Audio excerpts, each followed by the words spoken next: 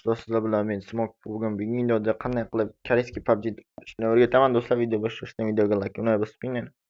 Birinchi o'rinda Plamaxga kirib, Quark Open deb yozamizda. Shuni kiramizda 10 tish bosib,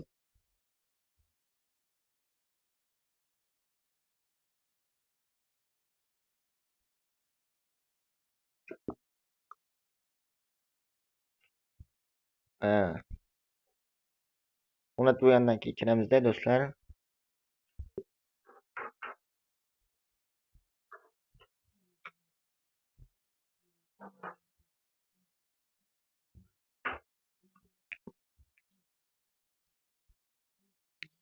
Kirgandan so'ng X beramiz do'stlar.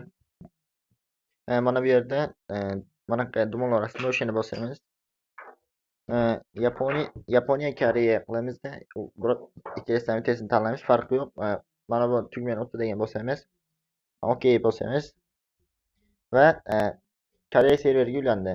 So'nggi paytlarda O'zbekistonda yangi Chicken Road o'yini juda Plamaxga kirib, PUBG Mobile deb yozib olamiz.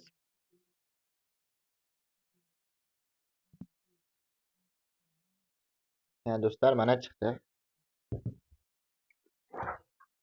Buni tortib olasizlar do'stlar. Video yoqqan bo'lsa videoga like bosib qo'ying.